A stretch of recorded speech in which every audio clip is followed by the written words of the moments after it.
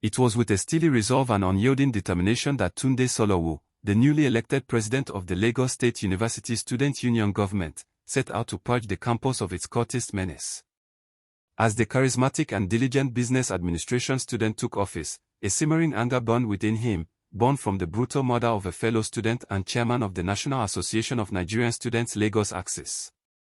This tragedy served as a rallying point, galvanizing Tunde's efforts to combat the evil that lurked in the shadows of the university's corridors. Armed with unwavering conviction and a ruthless methodology, Tunde initiated a campaign of systematic purging against the cultists that infested the campus.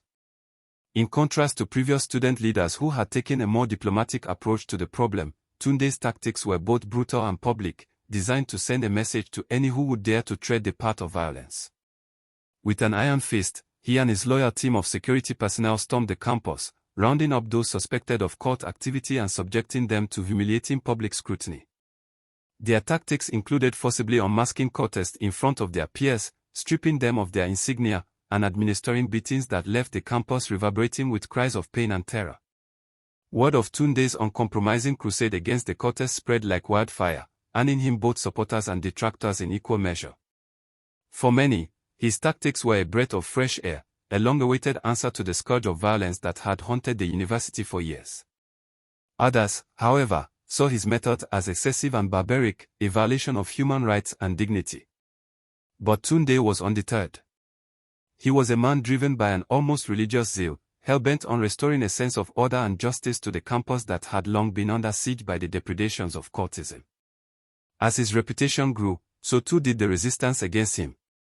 The cultists, feeling threatened, began to retaliate, launching attacks on those they perceived to be allies of Tunde. The early days of Tunde's anti-cult crusade were characterized by a commendable adherence to the rule of law, as he and his security personnel worked closely with local law enforcement to bring the offenders to justice.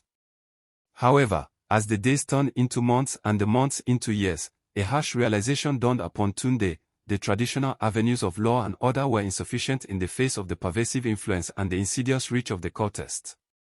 As Tunde grappled with the limitations of the justice system, a radical idea began to take shape in his mind: if the law was unwilling to deal with the menace of cultism decisively, then perhaps it was up to him to become the law. With this resolve, Tunde's methods became more brutal, his approach more daring. He and his security team launched into the campus with a zeal that rivaled the crusaders of old, meting out swift, severe justice to any and all suspected cultists they could apprehend. The message was clear: the days of impunity were over, and the cultists who had once terrorized the campus with impunity were now the hunted ones, cowering in fear from the shadow of Tunde's merciless justice. As the days turned into weeks, a palpable change swept through the campus. Armed robberies, once a daily occurrence, became rarer and rarer, their perpetrators knowing that Tunde and his team lurked in the shadows, waiting to strike. The axiomatic transformation on the campus was not limited to the tangible effects on crime. There was an intangible quality to the atmosphere as well, a newfound sense of security that radiated from the very bricks and mortar of the university. Students who had once been wary of venturing outside their dorms now congregated in the corridors and classrooms, basking in the newfound sense of safety. Tunde's fame spread far and wide, his name becoming a byword for justice and defiance in the face of the cultist tyranny. The resolute stance Tunde took against cultism seemed, at first, to be the antidote to the campus woes. But with every passing day, the focus of his crusade became increasingly one-sided. Black Axe members, once thought untouchable, fell one after another to Tunde's ruthless purges. Each arrest, each beatdown, each merciless blow served as a chilling message: the Black Axe was no longer the king of the campus. The cultists, however, would not take this lying down. In hushed whispers, rumors spread through the campus of a secret plan by the Black Axe. A deadly vendetta was brewing, the shattered remnants of the organization vowing vengeance for the decimation of their ranks. Tunde, unbowed and unyielding, scoffed at these whispers, convinced that his own invincibility was enough to deter any attempt on his life. For he knew, in the recesses of his mind, that the Black Axe was weak, their once proud organization reduced to a shell of its former self by his relentless campaign. But as the days turned into weeks, the tension on the campus began to mount. The uneasy peace that had reigned since the height of Tunde's crusade was now threatened by the specter of a potential counterattack. In response, Tunde doubled down on his efforts, ordering his security team to patrol the campus with renewed vigor, scrutinizing any and all students who might bear the insignia of the Black Axe. But as the campus teetered on the brink of unrest, a stark realization dawned upon him. He had become the very thing he had sworn to destroy, a ruthless figurehead, exacting merciless retribution upon those who dared to oppose him. As whispers of assassination attempts swirled around the campus, Tunde's mind raced, pondering what the Black Axe's next move might be. Would they target his loved ones, his inner circle? Or would they come for him directly? In his hubris, Tunde had become blind to the dangers around him. For he had forgotten the cardinal rule of this violent game: the hunter can quickly become the hunted.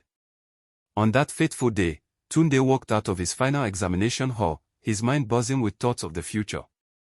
Little did he know that his future would be cut short in a hail of bullets and the slash of machetes.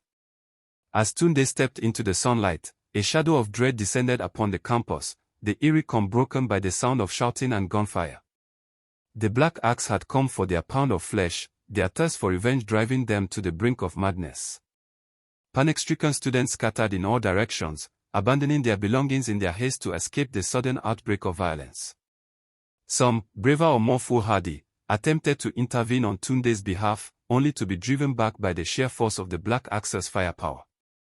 Amidst the chaos and confusion, Tunde fought back with the ferocity of a wounded lion. His legendary invincibility, however, was no match for the bullets that tore through his flesh, felling him to the ground. In that moment, the once powerful Tunde was reduced to a broken, bleeding mass on the ground. The clash of steel on concrete, the cries of horror from onlookers, and the staccato report of gunfire filled the air, blending into a cacophony of death and despair. The Black Axe's retribution had been swift and brutal. But for Tunde, the consequences of his actions had finally caught up with him. The justice he had sought to mete out to others had been turned against him in a bitter twist of fate. As news of Tunde's assassination spread throughout the campus, a wave of collective grief and outrage swept through the student body. Classes were suspended, and students rallied in protest against the senseless violence that had claimed the life of their leader. Candlelight vigils were held, the flickering flames casting shadows on the faces of those who had known and loved Tunde, their faces etched with sadness and disbelief. The city of Lagos was plunged into a state of mourning, the loss of one of its brightest stars a sobering reminder of the dangers of cultism and violence. As the days turned to weeks, and then months, the shock of Tunde's death gradually began to dissipate. But the scars of that fateful day remained etched into the fabric of the university and the city. Tunde's story, his rise and fall, became a cautionary tale for future generations, a reminder that violence begets violence, and that true justice is elusive when sought with the tools of bloodshed and revenge.